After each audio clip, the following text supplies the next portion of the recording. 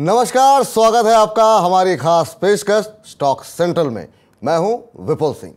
जून series में share बाजार में शानदार बढ़त से निफ्टी ने 142 सत्रों के बाद 28 जून को बनाया नया उच्चतम स्तर। विदेशी निवेशकों की मेहरबानी लगातार तीसरे महीने भी रही जारी, लेकिन आईटी मेटल सेक्टर की सुस्ती ने निवेशकों को परेशान भी किया। लेकिन अब सबसे बड़ा सवाल ये कि नई ऊंचाई पर खड़े बाजार में क्या नया निवेश करना चाहिए? शेयर बाजार की रैली में अब कौन से सेक्टर चलेंगे? रिलायंस का शेयर क्यों नहीं चल रहा है? और आईपीओ बाजार की रौनक कब तक रहेगी कायम? ऐसे ही तमाम सवालों के जवाब तलाशने की कोशिश होगी हमारे खास शो स्टॉक सेंट्रल में। लेकिन सबसे पहले जानते हैं कि हम क्या कुछ बताने वाले हैं, क्या कुछ दिखाने वाले हैं आज के अपने खास कार्यक्रम पे। नजर डालते हैं ऑन द शो पर। तो सबसे पहले हम बात करेंगे कि बाजार की इस तेजी में पहले अब 20,000 का स्तर देखने को मिलेगा या फिर निफ्टी जाएगा 18,000, क्योंकि दोनों तरह की बातें एक्सपर्ट की तरफ से निकल करके सामने आ रही हैं। तो अब बाजार की तेजी 20,000 तक जाएगी या फिर बाजार नीचे 18,000 पे आकर के एक बार सुस्ती दिखाएगा। इस पर करेंगे डिटेल में चर्चा। इसके अलावा बातचीत करेंगे कि आखिर में आईपीओ बाजार के अंदर जिस तरह की हम रौनक देख रहे हैं, आखिर में क्या करना चाहिए, किसके आईपीओ बाजार में पैसे बनेंगे नहीं बनेंगे, और मेन बोर्ड में लगाने चाहिए एसएमईज पे, इस पर भी करेंगे डिटेल के साथ चर्चा। और अदानी ग्रुप का ये संकट समाप्त क्यों नहीं हो रहा है, ये दुख समाप्त क्यों नहीं होता अदानी ग्रुप में? नई खबरें आई हैं कुछ एक, और उसको लेकर के नेगेटिव खबरें खास तौर से आई हैं, कुछ एक पॉजिटिव खबरें भी हैं। डिटेल से अदानी समूह पर भी होगी चर्चा। तो बने रहिए इस खास कार्यक्रम में लगातार हमारे साथ। तो एक एक करके इन तमाम पहलुओं में बातचीत करें। उससे पहले जरा नजर डाल लेते हैं कि शेयर बाजार की सुर्खियां इस पूरे महीने रही क्या, शेयर बाजार को लेकर के क्या कुछ बड़ी बातें रही। नजर डालते हैं हेडलाइंस पर। लगातार तीसरे महीने शेयर बाजार में तेजड़ियों का रहा बोलबाला। सेंसेक्स निफ्टी ने बनाया नया उच्चतम स्तर। निफ्टी 19,000 तो सेंसेक्स 64,000 के आंकड़े के पार पहुंचा। ऑटो, रियल्टी और एफएमसीजी सेक्टर में रही शानदार तेजी, तो आईटी मेटल सेक्टर ने किया निराश।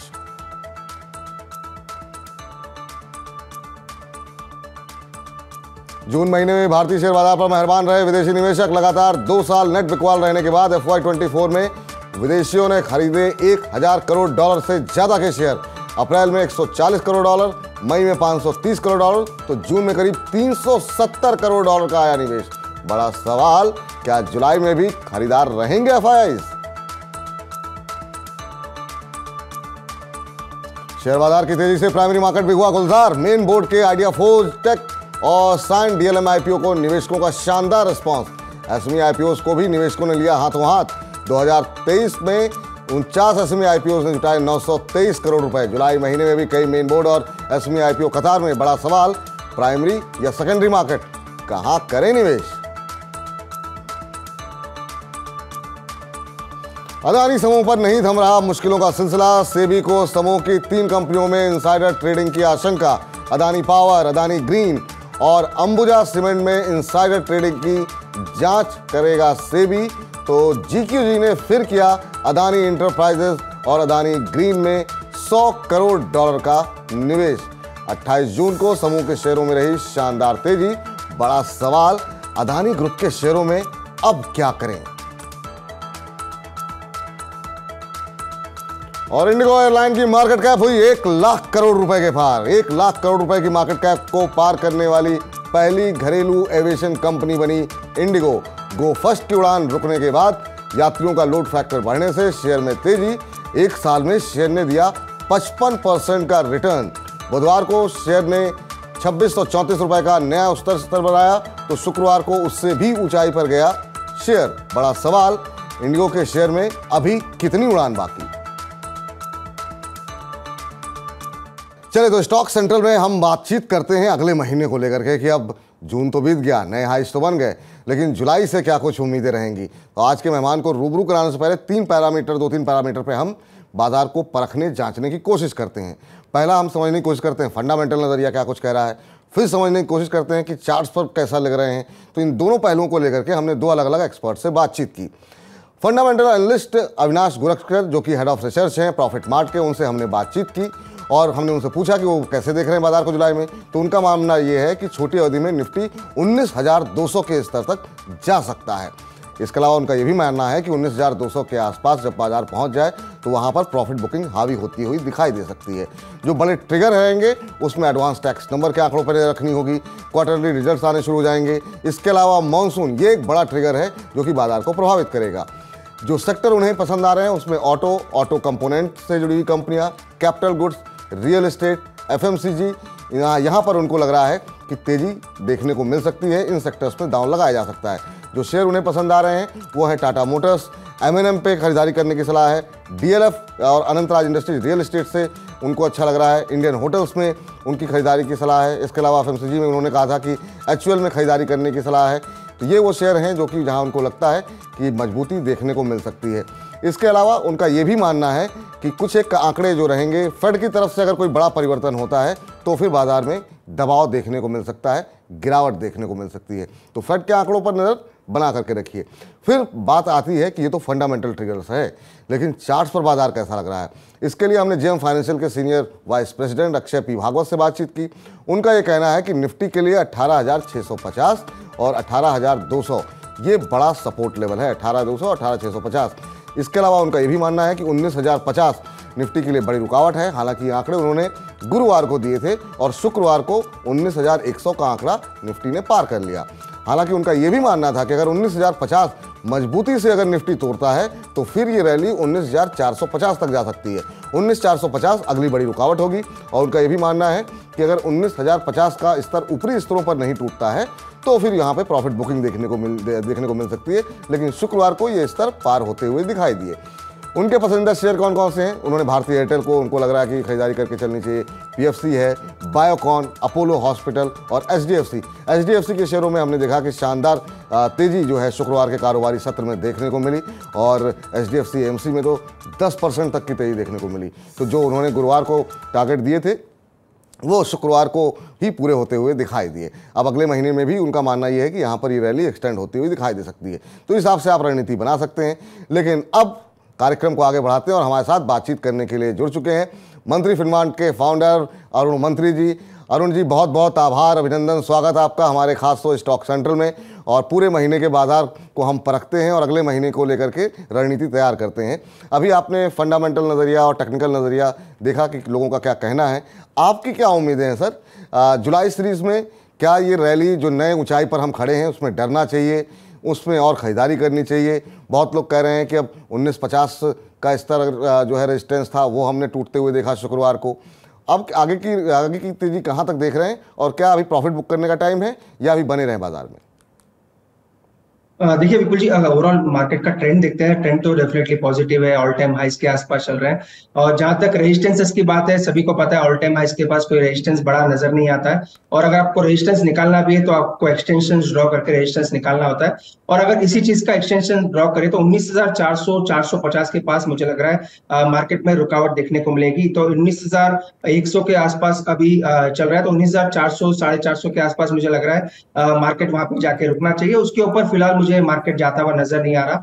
और जहां तक सपोर्ट की बात है, 18,700 18,800 एक स्ट्रॉन्ग सपोर्ट जोन मुझे नजर आ रहा है निफ्टी में।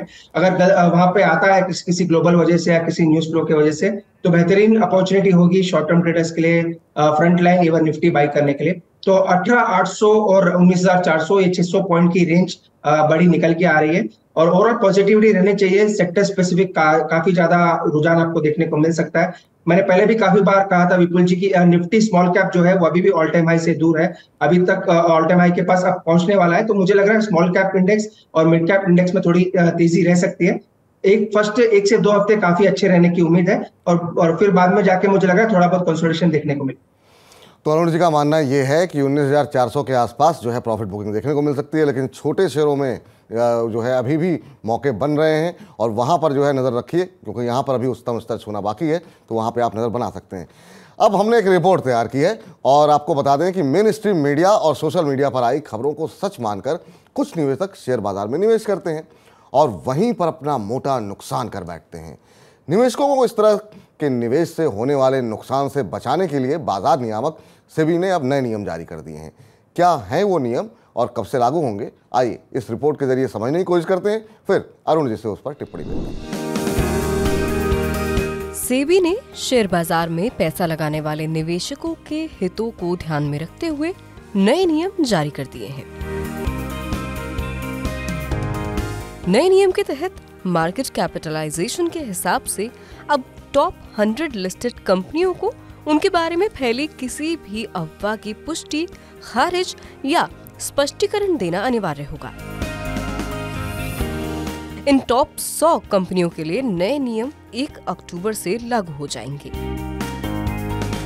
वहीं 1 अप्रैल 2024 से ये नियम टॉप 250 कंपनियों के लिए लागू कर दिए जाएंगे।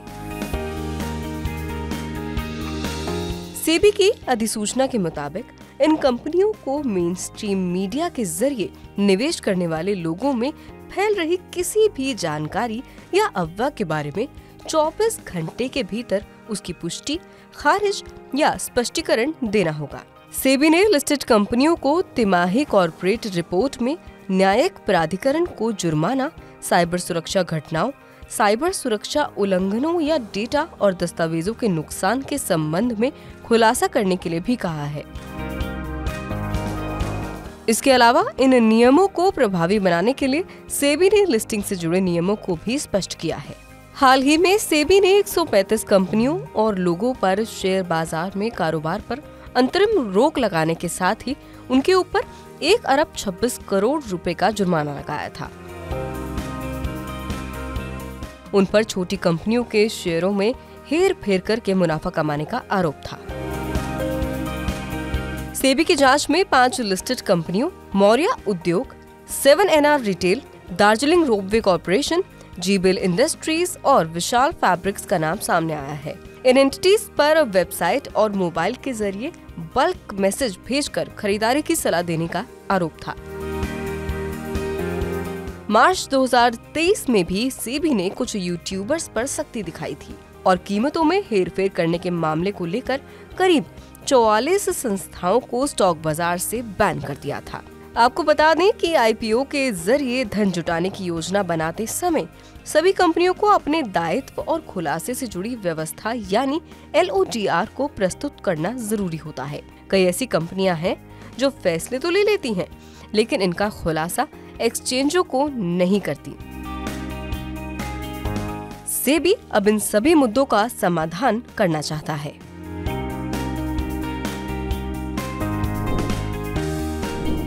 तो अरुण जी, हमने ये रिपोर्ट देखी, आपसे जानना चाहेंगे अब ये जो नया नियम है जिसमें कहा गया है कि कोई भी अफवाह अगर सोशल मीडिया के माध्यम से, किसी मीडिया हाउस के माध्यम से कम से कम खासतौर से NSE 100 शेयरों में अगर देखने को मिलती है तो 24 घंटे के अंदर जो है कंपनी को इस बारे में सफाई देनी पड़ेगी।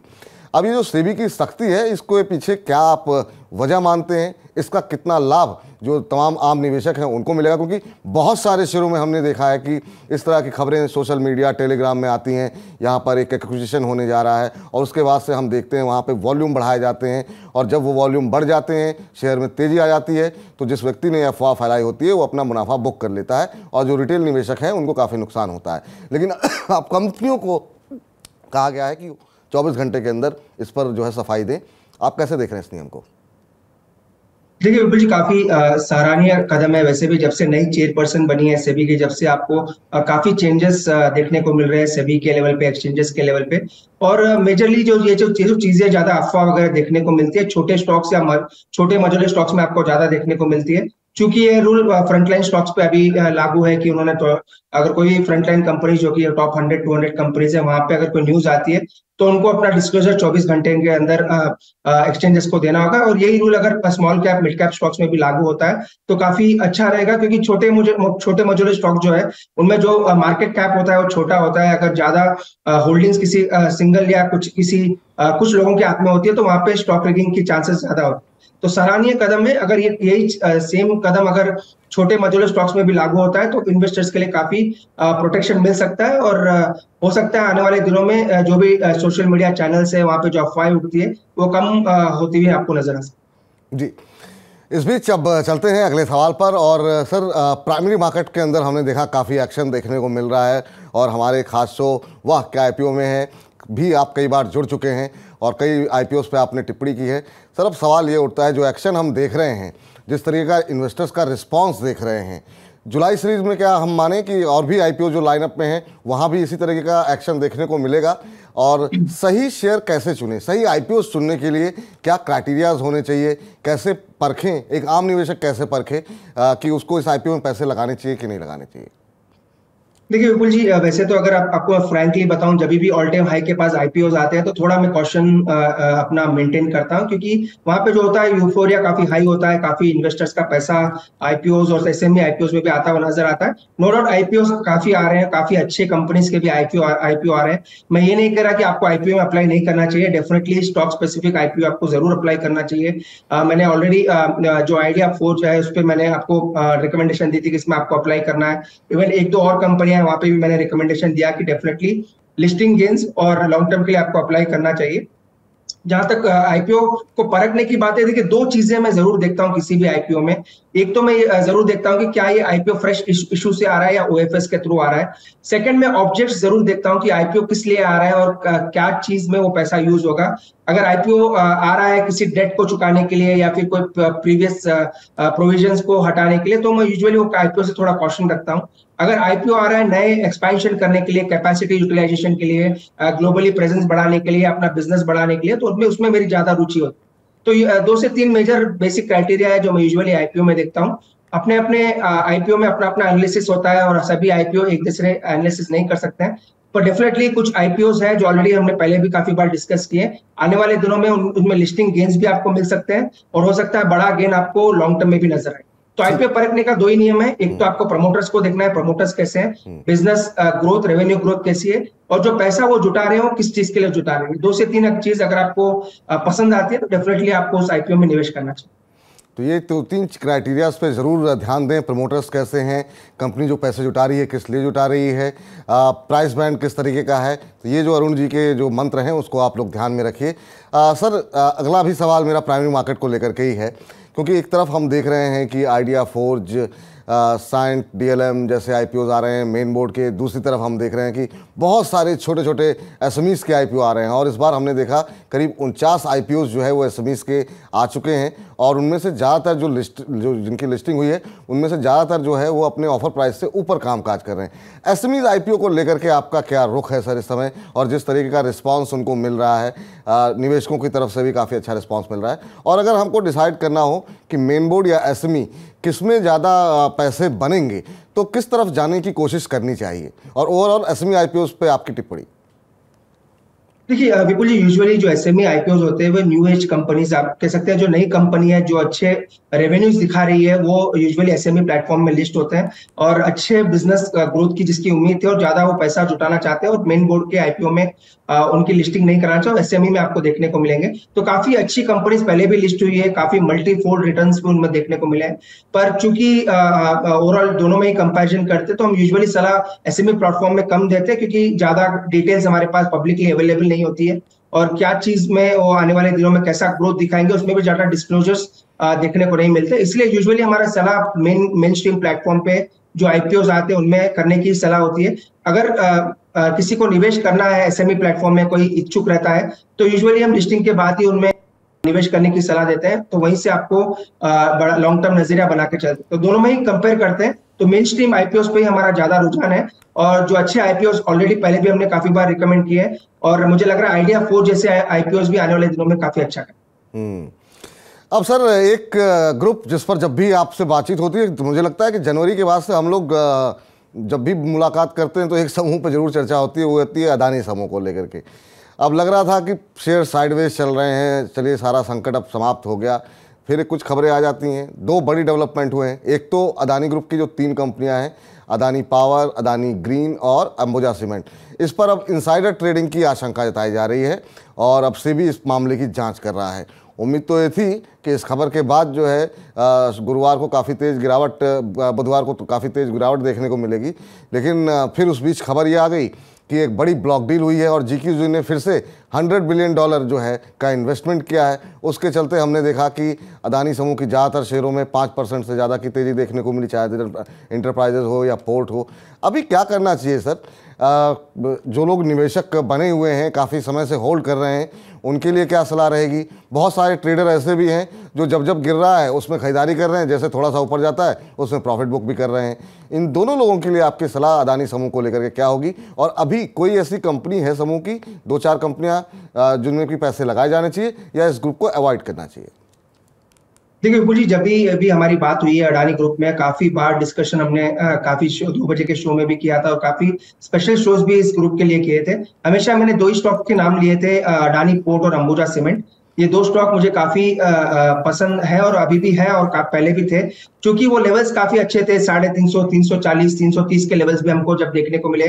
अभी ये स्टॉक 450, 550 के आसपास भी अंबुजा सीमेंट जाके आया था। इवन 650 के लेवल्स पे हमको अडानी पोर्ट के स्टॉक्स भी देखने को मिले, अभी 800 के आसपास चल रहे हैं। तो ओवरऑल ग्रुप में मैंने हमेशा कहा था कि जो Adani transmission, Adani green, even Adani power जैसे स्टॉक है, अडानी विलमार जैसे स्टॉक है, फिलहाल उनसे दूर रहे, क्योंकि वहां पे हो सकता है थोड़ी दिक्कतें ज्यादा आपको देखने को मिले रेगुलेटरी पॉइंट ऑफ व्यू और लिक्विडिटी पॉइंट ऑफ व्यू से। इसलिए अगर पूरे ग्रुप की बात करें तो 2 स्टॉक्स मुझे पसंद है। मैंने पहले भी ये कहा था, अडानी पोर्ट और Ambuja cement. No doubt Ambuja cement पे अभी कुछ इनसाइडर ट्रेडिंग के कुछ आरोप लगे हैं, पर नो डाउट कोई स्टॉक फंडामेंटली अभी भी मुझे स्ट्रांग लगता है। तो ये दोनों स्टॉक्स में अगर गिरावट आती है तो इन दोनों पे आपका नजर रखनी चाहिए। अडानी एंटरप्राइजेस यूजुअली काफी बड़ा मोमेंटम देता है, ऊपर नीचे दोनों की तरफ ही चाल दिखाता है, पर वो स्टॉक हमारे परव्यू में नहीं है, ना ट्रेडिंग इन्वेस्टमेंट के पर्सपेक्टिव से।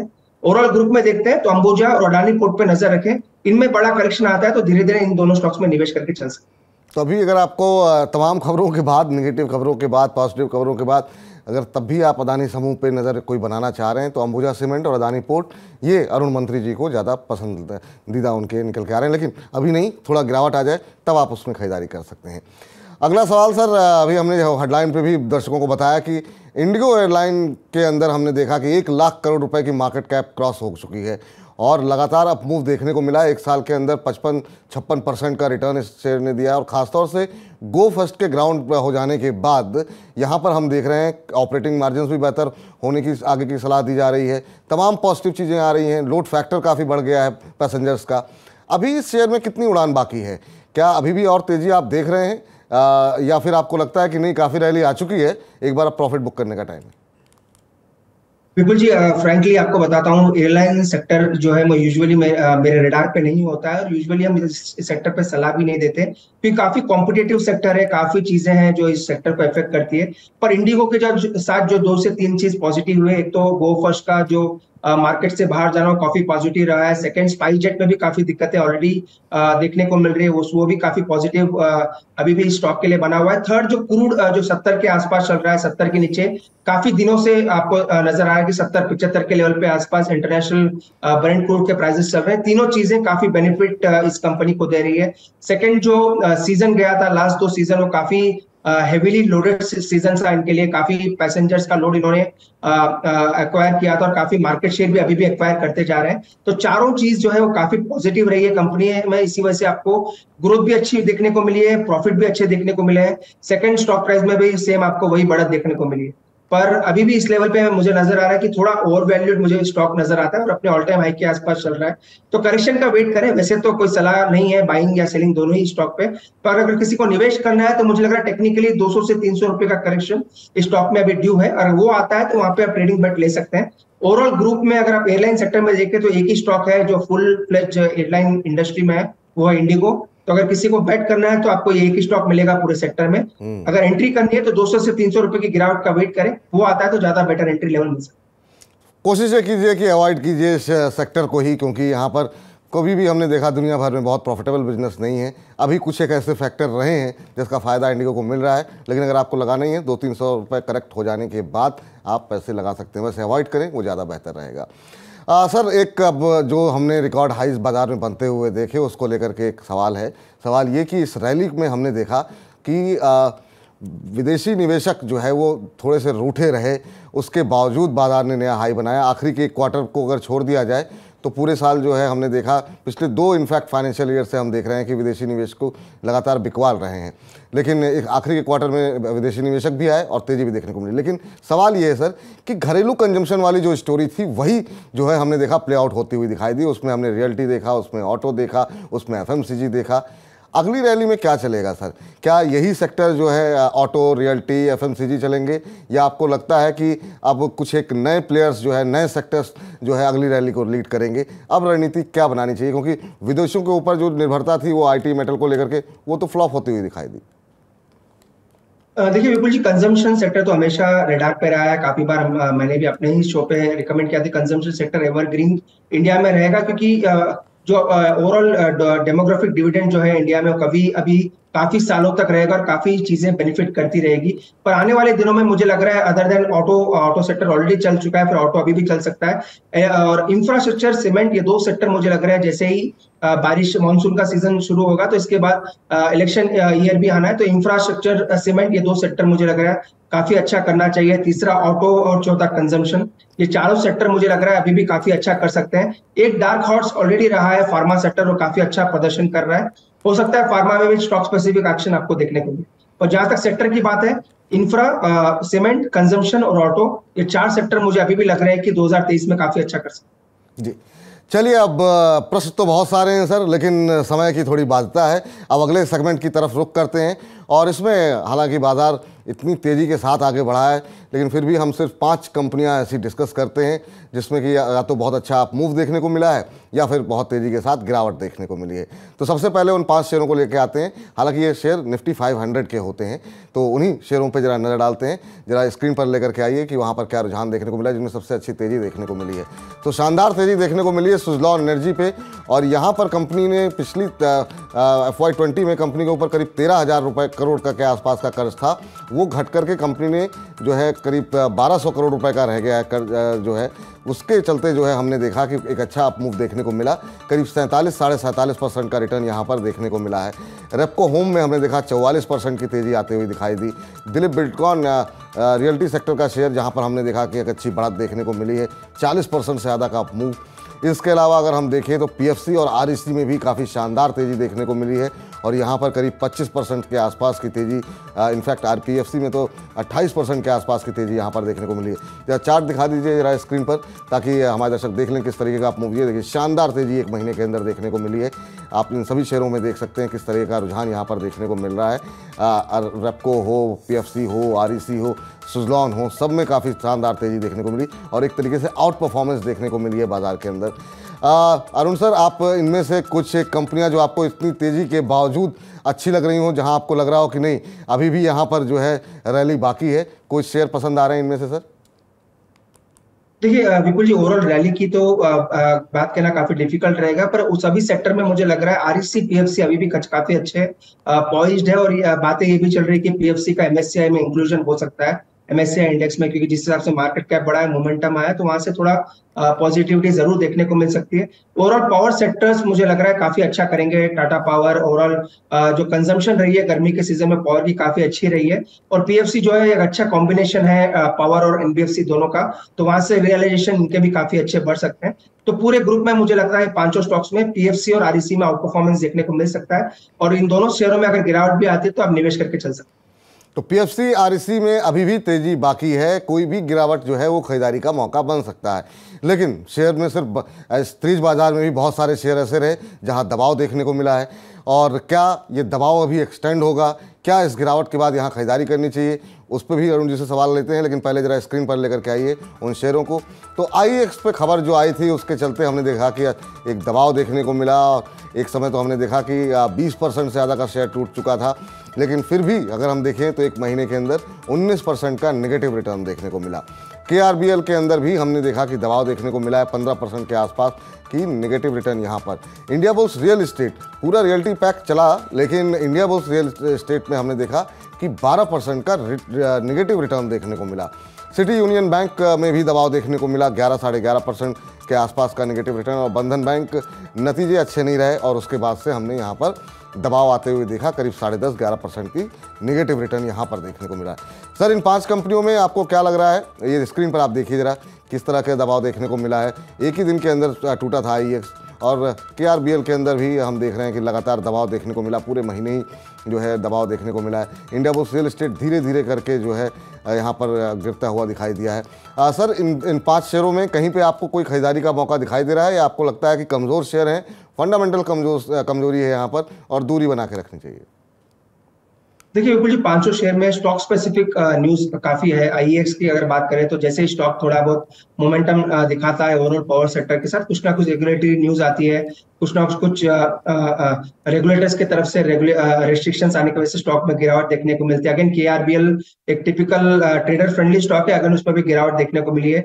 आईबुल ओवरऑल ग्रुप में भी हमारी कोई बाइंग या खरीदारी की राय नहीं है, तो उसमें तो कोई निवेश की सलाह अभी भी नहीं है। पर ओवरऑल 500 स्टॉक्स में देखें तो बंधन बैंक काफी अच्छे लेवल्स के आसपास है। ओवरऑल अगर फंडामेंटली देखें, 500 के कंपैरिजन करते हैं तो बंधन बैंक एक अच्छे लेवल के आसपास है और अच्छा फंडामेंटली बैक्ड NBFC आप बैंक कह सकते हैं। तो वो 500 में अगर चूज करना है, अगर रैंकिंग देना है, तो मुझे लग रहा है बंधन बैंक को आप चूज करके चल सकते हैं धीरे धीरे। अगर आपको ट्रेडिंग पर्सपेक्टिव से या इन्वेस्टमेंट पर्सपेक्टिव से करना है तो बंधन बैंक को चूज करके चल सकते हैं।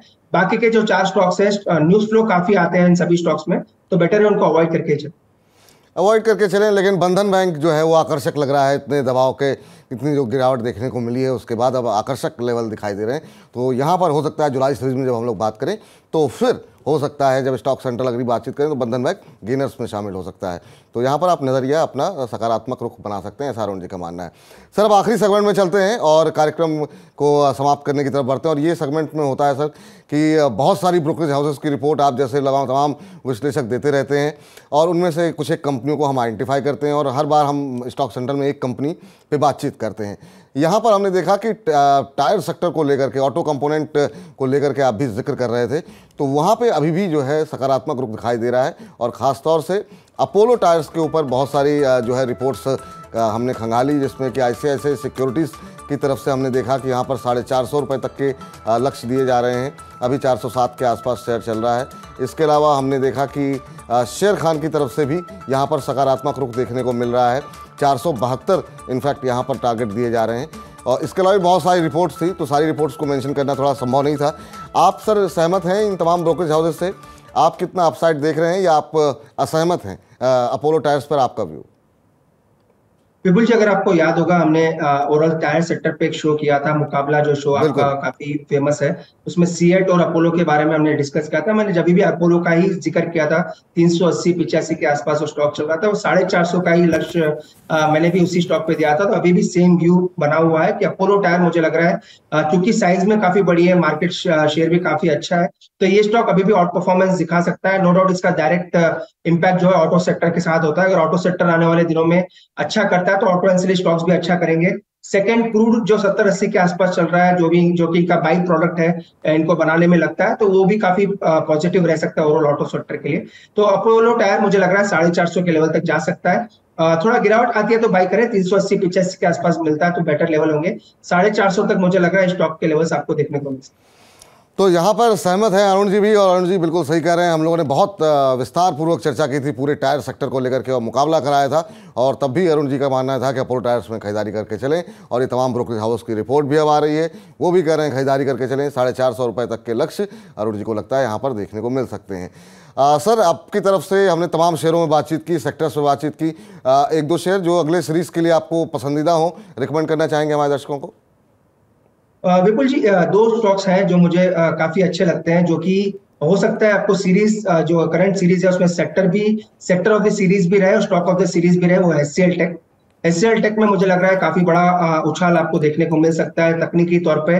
एज अ डिस्क्लेमर बता दूं, हमने इस सीरीज के लिए इसको बाई करने के लिए क्लाइंट्स को भी सलाह दी है। सेम सलाह मैं आपके इस शो पे भी दूंगा कि HCL टेक में मुझे लग रहा है 1230 1240 के लेवल्स इस सीरीज में आपको देखने को मिल सकते हैं। तो उस स्टॉक को आपको डेफिनेटली रेडार पे रखना चाहिए। जहां तक दूसरे स्टॉक की बात है, मुझे लग रहा है ऑटो सेक्टर ये काफी अच्छा कर सकता है। ओवरऑल ऑटो में लग रहा है मुझे अच्छा मोमेंटम देखने को मिल सकता है। तो M&M पिक करके चलेंगे। M&M में भी अगर आपको थोड़ी बहुत 2 से 3% की गिरावट, अगर कल ऑटो सेल्स आने हैं, अगर उसमें आपको थोड़ी बहुत गिरावट आ जाती है तो वहां पे बाई करके चले। M&M में भी मुझे लग रहा है 7 से 8% के रिटर्न आपको जुलाई सीरीज में देखने को मिल सकता है। बहुत बहुत शुक्रिया सर, बहुत बहुत धन्यवाद आज की इस चर्चा में शामिल होने के लिए, अपनी रिकमेंडेशंस देने के लिए, तमाम जो आशंकाएं थी बाजार को लेकर के उनका समाधान करने के लिए। कोई डिस्क्लोजर सर आपकी तरफ से? थैंक यू विपुल जी। देखिए ओवरऑल डिस्क्लोजर सेम रहेगा। जो भी स्टॉक्स हमने डिस्कस किए क्लाइंट के पोर्टफोलियो में जरूर रह सकते हैं, और हमने काफी बार इसमें ट्रेडिंग और इन्वेस्टमेंट की राय पहले भी दे रखी है। पर्सनली मेरे पोर्टफोलियो में कोई भी स्टॉक अभी इस टाइम पे नहीं। बहुत बहुत शुक्रिया, बहुत बहुत धन्यवाद सर अपना महत्वपूर्ण समय देने के लिए और इस चर्चा में शामिल होने के लिए। तो स्टॉक सेंट्रल को यहीं समाप्त कर रहे हैं, लेकिन अगले महीने जब हम स्टॉक सेंट्रल लेकर के आएंगे तो नए शेयरों पे बातचीत होगी। लेकिन पूरे महीने में कभी भी आपके मन में कोई आशंका हो किसी शेयर को लेकर के, दोपहर 1 बजे जुड़ जाया कीजिए हमारे साथ। वो हर रोज़ तमाम आपके प्रश्नों के उत्तर वहाँ पर देते हैं। अरुण मंत्री जैसे तमाम खास मेहमान हमारे साथ हर रोज़ नए नए मेहमान जुड़ते हैं और आपकी तमाम आशंकाओं को दूर करते हैं। 9311211874 ये हमारा व्हाट्सअप नंबर है, इस पर आप अपने सवाल पूछ सकते हैं। स्टॉक सेंट्रल में फिलहाल इतना ही, लेकिन मनी 9 के बहुत सारे कार्यक्रम लगातार काफ़ी आपकी जेब का ख्याल रख रहे हैं। तो मनी 9 के साथ बने रहिए। मुझे इजाज़त दीजिए, नमस्कार।